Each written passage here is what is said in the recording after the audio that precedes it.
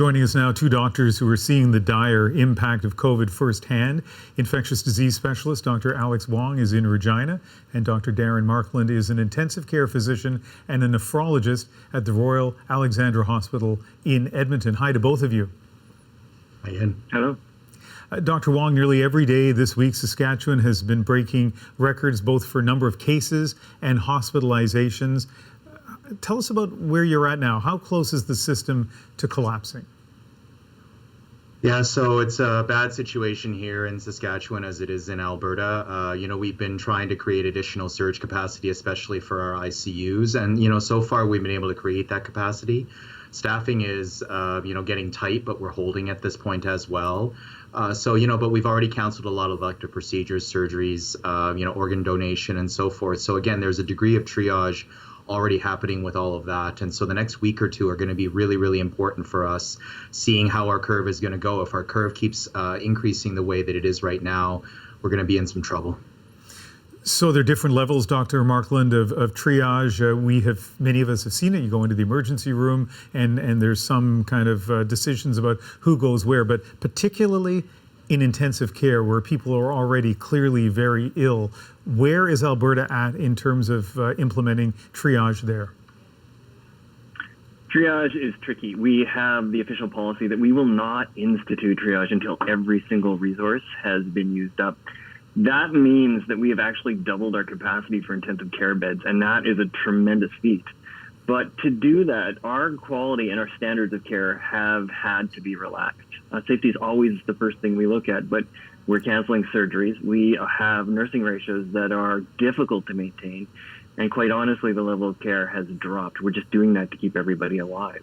Triage is different. When you institute triage, you take the family and the patient's input into the process out of it, and it becomes a numbers game, something we don't want to get to unless we absolutely have to.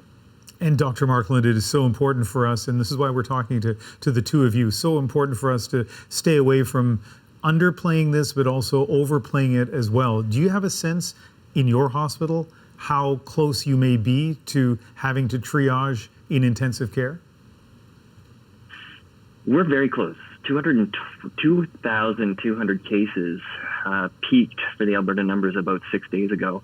If we follow the time frame, these shells are in the air, which means in about 10 days we're going to see the surge.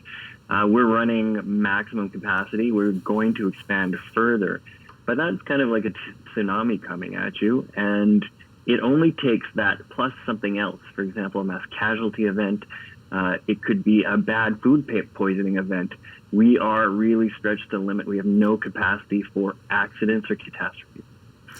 Dr. Wong, yesterday you tweeted this: so many warm and caring colleagues in the hospitals have disassociated themselves from the tragedy that we're seeing each day just to survive. Take us inside those staff rooms, inside the hospital, and describe for us the impact it's having on you and your colleagues. Yeah, and with our third wave, when Regina got hit really hard in March and April, it was we saw so many unfortunate situations, frontline workers, essential workers who didn't have the opportunity to be vaccinated, who were out there because society needed them, getting infected. And, it was all hands on deck. We were all pulling together to try to do what we could to save as many people as possible. And with this fourth wave, it has been so hard to see so many people come in, again, the vast majority unvaccinated. But to keep in mind that the vast majority of people that we've seen who have come in who are not vaccinated are not the hardcore anti-vax types. They're the individuals who are hesitant, who had a lot of questions. And honestly, like when the government stopped everything, restrictions and so forth in July, whether it was Alberta and Saskatchewan, I think a lot of the urgency went away. People didn't feel that urgency to get vaccinated, and there's so much regret and so much sadness. So honestly, it's almost a survival tactic at this point. We're just trying to pull together to get through as best we can. And Dr. Markland, let's end with this. From what you're seeing day to day, I assume, in the ICU in Edmonton, what's your message for people who are watching right now from Alberta and Saskatchewan? I think we need help, and I think where we need help right now is from our provincial government.